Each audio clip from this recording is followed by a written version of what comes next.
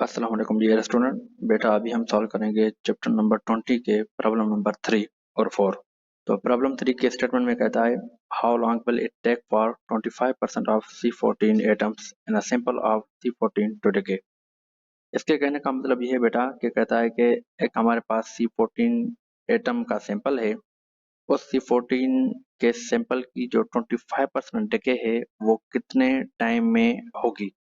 मतलब कि C14 का जो पूरा एटम है उसकी जस्ट 25% डिके कितने टाइम में होगी। तो हमें वो टाइम फाइंड करना है। तो डेटा पे चलते हैं बेटा। तो डेटा में हमें ऑब्जेक्ट का टाइम फाइंड करना है जो कि कितने टाइम में 25% डिके होगा C14। और उसके बाद परसेंटेज ऑफ द सैंपल जो है वो है 25% हमारे पास। और उसके बाद हाफ लाइफ जो C14 की होती है वो होती है 5730 ईयर्स। सॉल्यूशन पे चलते हैं बेटा। तो सॉल्यूशन में सबसे पहले जो हम फाइंड करेंगे बेटा वो करेंगे फ्रैक्शन, या हम इसको कहते हैं रिमेनिंग अमाउंट ऑफ सैंपल। मतलब ये हुआ कि 25% जो C14 का एटम होगा वो तो डिके होगा, तो रिमेनिंग कितना सैंपल जो है ना वो बचेगा। तो ये हम क्या करेंगे कि x हमारे पास रिमेनिंग सैंपल है, तो हम क्या करेंगे टोटल जो सैंपल है वो 100% है और उसमें से 25% जो है वो डिके हो रहा है। तो 100 में से हम जब माइनस करेंगे 25% तो हमारे पास रिमेनिंग सिंपल जो C14 का होगा वो बचेगा हमारे पास 75%। तो 75% को हम फ्रैक्शन में तब्दील करेंगे तो ये हो जाएगा 75 डिवाइड बाय 100। तो हमारे पास जो रिमेनिंग सिंपल बचता है वो बचता है 0.75। ठीक है। उसके बाद सेकंड पार्ट पे आते हैं बेटा। तो सेकंड पार्ट में हम क्या करते हैं कि उसमें हम नंबर ऑफ हाफ लाइफ जो है ना फाइंड करते हैं। ये जो 25% डिके हुआ है उसने कितनी हाफ लाइफ गुजारी होंगी, तो ये हमें फाइंड करना होगा। ठीक है।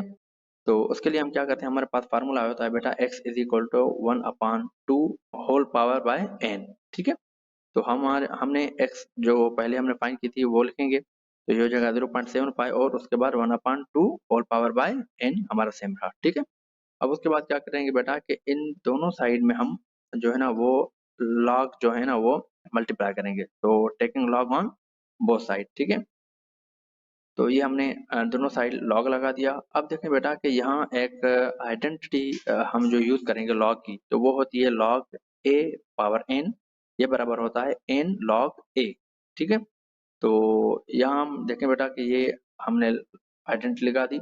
जो लॉग 0.75 ये सेम रहा, और यहाँ इस राइट साइड में हमने क्या किया कि एन यहाँ आगे लेकर आ गए और log 1/2 ये सेम रहा अकॉर्डिंग टू दिस आइडेंटिटी। ठीक है। अब यहाँ से हमें जो है ना वो n फाइंड करना है।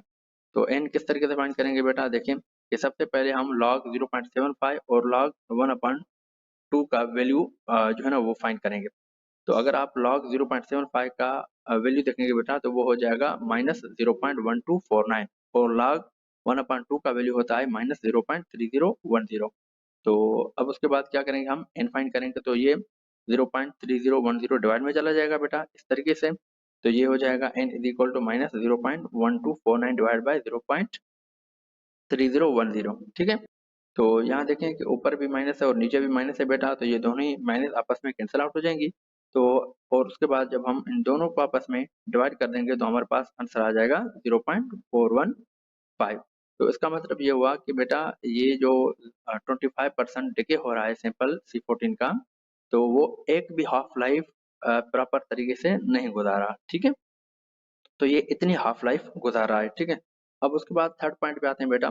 तो थर्ड पार्ट में बेटा क्या करते हैं हम कि थर्ड पार्ट में हम टाइम फाइंड करते हैं। ठीक है। तो वो कितने टाइम में 25% डिके होगा C14 कार्बन एटम के सैंपल का। ठीक है। तो यहाँ हम क्या करते हैं बेटा, देखें इसके लिए हमारे पास फार्मूला होता है बेटा number of half life multiply by half life. ठीक है। तो यहाँ हमने नंबर ऑफ हाफ लाइफ निकाली थी बेटा, अभी ये हुई थी 0.415, और C14 की जो हाफ लाइफ है बेटा वो है 5730। ठीक है। इन दोनों को आपस में जब हम मल्टीप्लाई कर देंगे तो हमारे पास आंसर आता है 2378 ईयर्स। इसका मतलब ये हुआ बेटा कि 25% C14 एटम खत्म होने के लिए उसको 2378 ईयर्स लगेंगे। ठीक है। तो उसके बाद बताओ न्यूमेरिकल 4 आता है। उस न्यूमेरिकल 4 की स्टेटमेंट में कहता है The carbon C14 decay rate of sample obtained from a young tree is 0.296 disintegration per second per gram of a sample. Another wood sample prepared from an object recovered at an archaeological excavation gives a decay rate of 0.109 disintegration per second per gram of sample. What is the age of object? इसके कहने का मतलब ये है कि हमारे पास एक young T का सैंपल है जिसे हमें C14 की डिके का जो रेट मिलता है वो मिलता है 0.296 डिसइंटीग्रेशन पर सेकंड पर ग्राम। एक आसार कदीमा की खुदाई के टाइम लकड़ी से तैयारशुदा एक सैंपल मिलता है और उस सैंपल का जो डिके रेट होता है जो साइंसदानों ने मेजर किया, आर्कियोलॉजिस्ट ने मेजर किया, तो वो मिल रहा था 0.109 डिसइंटीग्रेशन पर सेकंड पर ग्राम। तो कहता है कि तो उस लड़की के सैंपल की एज क्या होगी, जो ये हमारे पास सैंपल मिला हुआ है वो कितना पुराना है, ठीक है, या हम ऐसे भी कह सकते हैं कि वो कितने टाइम से ये डिके हो रहा होगा, ठीक है, वो हमें टाइम फाइंड करना है। तो इसके लिए बेटा अब क्या करते हैं, हम डेटा बनाते हैं। तो डेटा में हम सबसे पहले क्या करेंगे, एक्टिविटी ऑफ यंग सैंपल जो है हमारे पास वो है, उसको हमने A2 से शो किया हुआ है जो कि है 0.296 डिसइंटीग्रेशन पर ग्राम पर सेकंड, ठीक है। और उसके बाद जो जो ओल्ड सैंपल की जो डिसइंटीग्रेशन थी वो थी activity of old sample A1 जिसको हमने नाम दिया है वो है 0.109 डिसइंटीग्रेशन पर ग्राम पर सेकंड, ठीक है। अब उसके बाद एज ऑफ द सैंपल हमें फाइंड करनी है बेटा, मतलब कि टाइम फाइंड करना है। और उसके बाद जो हाफ लाइफ है हमारे पास C14 की वो है 5730 ईयर्स, ठीक है। तो सॉल्यूशन पे चलते हैं बेटा। तो सॉल्यूशन में हम सबसे पहले क्या करते हैं, हम फ्रैक्शन ऑफ द सैंपल या हम उसको कहते हैं रिमेनिंग अमाउंट ऑफ सैंपल, वो हमें फाइंड करेंगे, ठीक है, कि कितना सैंपल रह गया है, ठीक है। तो हमारे पास फार्मूला होता है x is equal to activity 1 divide by activity 2, ठीक है। तो हमारे पास एक्टिविटी 1 जो है वो है 0.109 और एक्टिविटी 2 है हमारे पास 0.296। जब हम इन दोनों को आपस में डिवाइड कर देंगे तो हमारे पास रिमेनिंग सैंपल आता है 0.3682, ठीक है।